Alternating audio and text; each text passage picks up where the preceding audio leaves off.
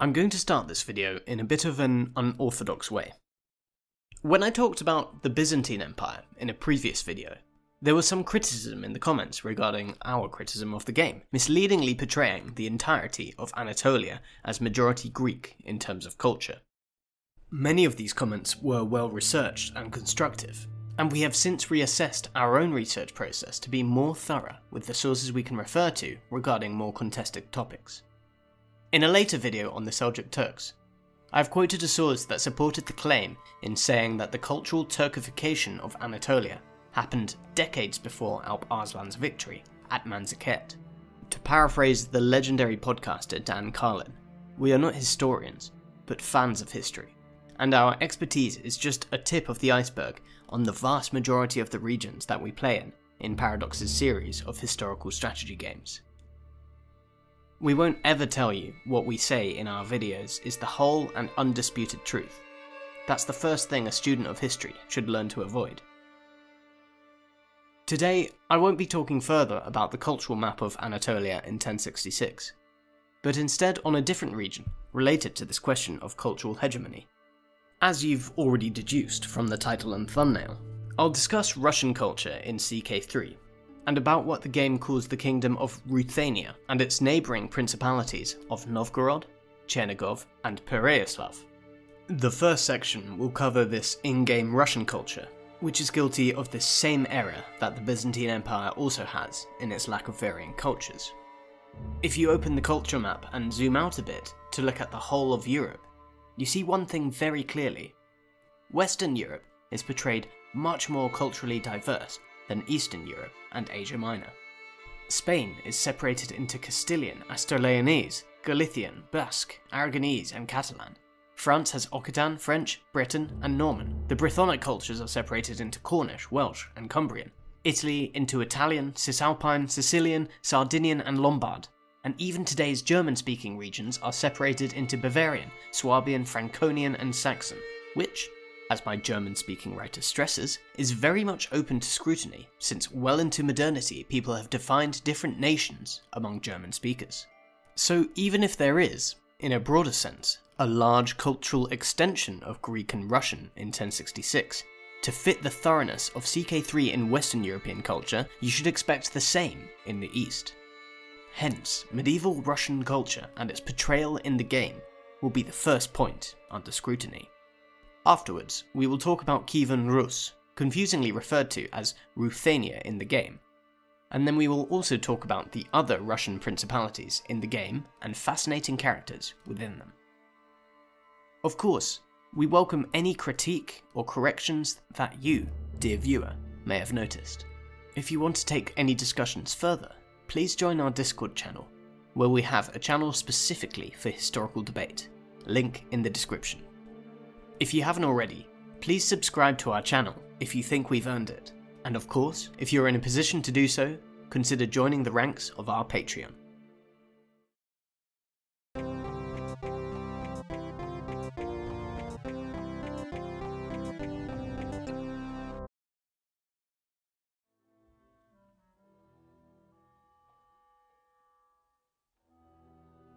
Despite the region east of the kingdoms of Hungary and Poland in 1066 being politically divided into several large and medium-sized realms, these are all united under one in-game culture, Russian. This Russian culture spans over a significant part of Eastern Europe, ranging from the Carpathian Mountains in the south, all the way up to the Gulf of Finland in the north. As it is difficult to compare our modern conception of culture with a high medieval one, the first instinct to fact-check this depiction is to check language. Linguists refer to the language of that time in the region in question as Old East Slavic, or Old Russian, and there is debate about what the predecessor of modern Russian language is, and about whether Old East Slavic constituted one language or a group of similar idioms. What seems pretty clear is that in the early Middle Ages, the region was inhabited by various decentralized tribes. This lack of central authority was more the rule than the exception in medieval Europe, and the vast, densely forested region of Eastern Europe further encouraged decentralization of language, culture, and government. So what brought those tribes together in the 9th and 10th centuries? Fascinatingly, the answer also lies in geography, as the vastness of this part of Europe could be navigated by 3 equally vast, slow-moving rivers, the Dnieper, the Don, and the Volga. These run from the north towards the Black Sea or the Caspian Sea, and thus enabled skilled sailors to cross the continent from Scandinavia towards the mighty and wealthy Byzantines, and that is exactly what the seafaring Scandinavians did, as the so-called Varangians travelled from their homes in Scandinavia to the Byzantine Empire to trade. As historian Florin Curta points out, while these Varangians only travelled the region to trade at first, after circa 900 AD, they settled there in significant numbers and intermingled with the East Slavs, thus adding a crucial ingredient to the later Russian culture. In his book, Eastern Europe in the Middle Ages, Curta explains that this process of settlement can be archaeologically reconstructed by looking at the location and amount of exotic beads in Eastern Europe. Specifically, he explains that, around 800, a great number of glass, carnelian and crystal rock beads appeared in cemeteries of central Russia and left bank Ukraine. A century later, however, the bead finds moved away from the major rivers into territories not readily accessible by water. The conclusion can only be that between circa 800 and circa 900, some sort of cultural change has taken place, which was associated with contacts with the remote place of origin of these beads. This could suggest that Scandinavian settlers not only influenced Eastern Slavic tribes, but possibly even culturally glued them together, by using the vast river network to trade with the south. So without giving a definitive answer as to how historically accurate the homogeneity of Russian culture in the game is, we can say that it is a lot more fitting in the 1066 start, when the cultural change Curta refers to had already taken place, than in the 867 start, in which the extent of the Russian culture is portrayed even more stretched out. Coming back to CK3, the cultural pillars of Russian in the game are East Slavic heritage, East Slavic language, and Russian aesthetics. And its traditions include druzina, charismatic, and mendicant mystics. Its culture head in the game is King Svyatoslav of Ruthenia, who we will later identify as the historic Grand Prince of Kiev, Svyatoslav I. The game mechanics of the druzina include buffs like more prowess and an increased maximum number of knights, additional bonuses for traits like Aspiring Blade Master, Bumbling Squire and Confident Knight, and the ability to recruit druzina as men-at-arms. This is a cool homage to the medieval Russian concept of the druzina, which basically referred to the entourage of a ruler. The name is derived from the Slavic word drug, which translates to companion or friend. The Varangians can actually count as the first druzina, as they helped the Rurikids conquer the region in the 9th century. Later, members of the local Slavic aristocracy also became part of the druzina. Anyway, before the Mongol invasion, the Varangians, along with the Byzantines they traded with, were definitely the most influential outside forces in the region, also founding the first large state-like formations in the region, culminating into the powerful Kyivan Rus.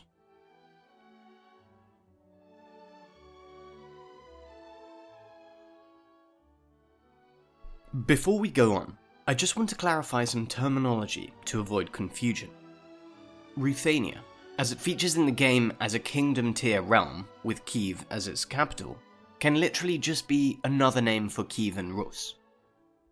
It was used as an exonym by Western Europeans to refer to the principality, and the inclusion of the name in a title was first practiced by the king of Galicia Volhynia in the 13th century, 200 years after the 1066 start of CK3. So I wonder, if Paradox was able to use the correct native naming of the principality's capital, why don't they also use it to refer to the principality itself? It gets even more confusing as Ruthenia in-game seems to be just one part of the actual Kyivan Rus, as according to most historical records, the Principality of Kiev stretched from the Baltic Sea in the north all the way to the Black Sea in the south. According to the primary chronicle, a chronicle of Kyivan Rus from about 850 to 1110.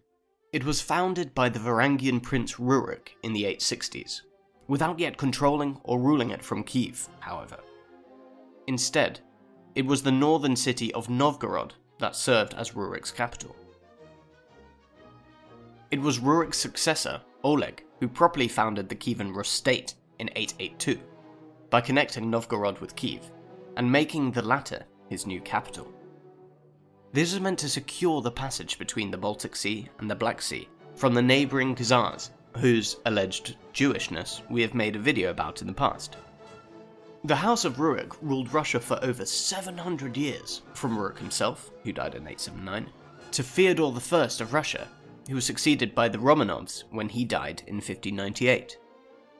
Important rulers of the Kyivan Rus included Svyatoslav, whose reign lasted from 943 to 972, and who is credited with the first major territorial expansion of the Kyivan Rus, as well as Vladimir the Great, who spread Christianity into the principality. However, the realm reached its territorial peak under Yaroslav the Wise, whose reign lasted from 1015 to 1054, and here it becomes relevant for the game. Yaroslav is the father of most of the important rulers in the region in our 1066 start, including King Idziaslav of Ruthenia, Prince Svyatoslav ruling Chernigov, and Prince Vsevolod ruling Pereyaslav. When he died, his sons, who you can all play as in Crusader Kings, assembled and issued Russia's first written legal code, the Russkaya Pravda. Interestingly, despite the religious proximity to the Byzantine Empire, the Russkaya Pravda does not reflect Roman law, but rather bears visible similarities to Norse jurisprudence. In the game, shortly after his death, Yaroslav's massive realm is already shown politically disintegrated, as it is weirdly split among his sons, with the ruler of Kiev only dominating in name.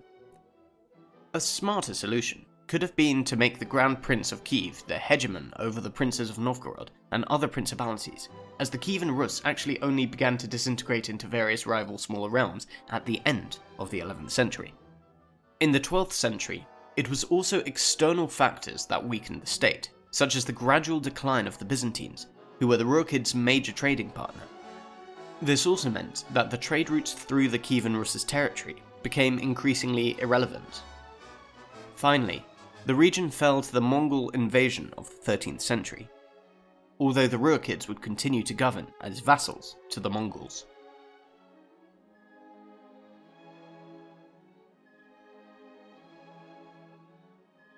The first character I want to talk about is of course the ruler of Kiev itself, King Iziaslav of Ruthenia, as he is called in the game. He rules over what the game calls the Kingdom of Ruthenia, to the immediate east of the kingdoms of Poland and Hungary. He is 42, has a daughter and 3 sons, and 8 siblings. He is married to Queen Gertruda, who is shown as the aunt of the current ruler, Boleslav II of Poland, which is historically accurate. Gertruda was also the granddaughter of the Holy Roman Emperor Kaiser Otto II, also depicted in-game. Iziaslav holds the titles of Grand Principality of Turov, which was the first title he held in reality, the Duchy tier Grand Principality of Kiev, as well as the Kingdom of Ruthenia. As I've already touched on, this is historically a bit problematic, as the Grand Prince of Kiev would technically have been the hegemon. However, there is in fact a historical base, if a dubious one, for Paradox to portray Iziaslav as King of Ruthenia instead of Grand Prince of Kiev. In 1075, Iziaslav actually became the first King of Rus when the Pope gave him a crown. However, first of all, this is after the CK3 starting date of 1066, and in addition, Iziaslav was actually not in de facto control of the realm at that point. So this crown might have just been a questionable political move by the Pope to help an ally that had practically been ousted from power. As we have mentioned, Iziaslav had a large number of siblings, and the Rurikids historically were known for their strong and prolific family tree, which was probably the reason this Varangian family ruled Russia for almost the entirety of the Middle Ages. The Grand Prince had 2 brothers, both playable in the game, who we will talk about in a bit. But it is the women in this story who have a more interesting role, namely his three sisters, Elisiv, Anastasia, and Anne. Elisiv, called Queen Yelizaveta of Norway in the game, was actually married to Harald Hardrada. She got to know young Prince Harald Sigurdsson, who would later be known as the last Viking Harald Hardrada, when he served her father Jaroslav the Wise in the early 1040s, and married him in the winter of 1044 in the Rurikid home. Showing a less brutal side of this Viking, we have poems by Harald Hardrada, in which he laments her suggested lack of affection towards him. Elisiv joined Harald in 1045 when he returned to Norway. You can learn more about Harald's adventures in our Scandinavia video. The second sister, Anastasia, is portrayed in the game as Queen Mother Anastasia of Hungary. This was actually her position in 1066, as her husband, the Hungarian king Andrew the White, had died in 1060, and her son Salomon was already in power. Just as her sister Elisiv, Anastasia had also met her future husband, not in his future kingdom, but rather in her home of Kiev, since Andrew had moved to Kiev after a failed assassination attempt his father committed on former Hungarian king Istvan. There's an interesting legend of Anastasia, that after a German army helped her bring her young son to the throne against his internal rivals, at her son's coronation, she gifted what was claimed to be the sword of Attila the Hun to our old friend, Duke Otto of Bavaria, the general of the German army sent by the Holy Roman Empire. This might just be a story rather than complete fact, but sometimes the history books sound even more epic than your run-of-the-mill fantasy series. So both Elisiv and Anastasia apparently met their husbands when they were taking refuge in the Grand Principality of Kiev, and later accompanied them on their way to becoming kings of Norway and Hungary, respectively. The third sister, Anne, originally started off much more traditional for the Middle Ages, as her marriage to the incumbent king of the Franks, the much older Henry I of France, was negotiated by her father Jaroslav in the late 1040s.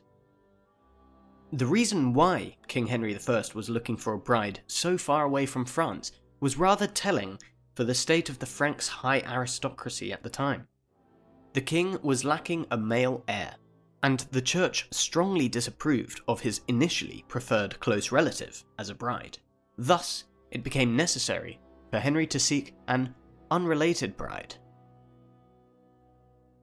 Anne married the King of the Franks in 1051 in France. She was Queen of France until 1060, when Henry died, and her son Philippe became king under the regency of Duke Baudouin of Flanders, which is portrayed like that in the game. Anne herself remarried the Count Ralph IV of Valois, a marriage that was quite controversial at the time. The game also shows her already married to her second husband. Whilst Grand Prince Svyatoslav's sisters seemingly travelled far away to marry prestigious kings all over Europe, his brothers stayed close, likely too close for his taste. As we mentioned earlier, by the time the Pope gave him a crown, he had already been out of power after his brothers ousted him in 1073. Before his death, Jaroslav the Wise had divided the Kyivan Rus among his sons in his will, designating the Principality of Chernigov to Svyatoslav, which is why he is confusingly shown as Prince Svyatoslav of Ruthenia in the game. It is the same story with the other brother, Vsevolod, who is called Prince Vsevolod of Ruthenia in the game, ruling over the Grand Principality of Pereyaslav, as he inherited the towns of Rostov, Pereyaslav, and Belozero from his father. Whilst in CK3 the brothers are shown all ruling over separate independent realms, in reality they formed a princely triumvirate to keep the Kyivan Rus together, overseeing the affairs of Kyivan Rus until 1072. The three brothers fought against their enemies together, including the nomadic August Turks and their distant relative, Prince Vseslav. Izyaslav was eventually ousted for good as ruler of Kiev, and it was Svyatoslav who took over as the Grand Prince, before he in turn was succeeded by the third brother, Vsevolod, who ruled the Kyivan Rus until his death in 1093. The Rurikid siblings and their disputes would probably make a truly gripping scenario in CK3, one that would contest that of the sibling rivalry of the Jimenez siblings in Iberia. The more minor characters we found in the region that were interesting are, unsurprisingly, also Rurikids. It seems like this family really had a firm grip on the Kyivan Rus. The first one is Oleg I of Chernigov. In the game, he is the youngest son of Svyatoslav, the brother ruling Chernigov. He is one of the main protagonists of the next generation's conflict over the Grand Principality, ruling the Principality of Chernigov from 1097 to 1115, and giving his name to the Igorevich family, his heirs. The final two characters have to do with that interesting looking exclave of Ruthenia next to the Azov Sea, namely Khan. This was actually under Rurikid control, but there is a blunder of who is presently in power in CK3's 1066 start. In the game, it is Count Rostislav of Khan, the son of already deceased Vladimir, who was originally the eldest son and heir of Yaroslav the Wise. Rostislav was actually in control of this county for a brief time, but according to his Wikipedia article, he was poisoned by an envoy of the neighbouring Greek colony of Chersonesos in the Crimean Peninsula in February 1066, so half a year before the game's start. To correct this error, Paradox could have put Count Gleb of Smolensk, the son of Svyatoslav, in charge for Khan, as in reality, Gleb Svyatoslavich seems to have already been in power again here.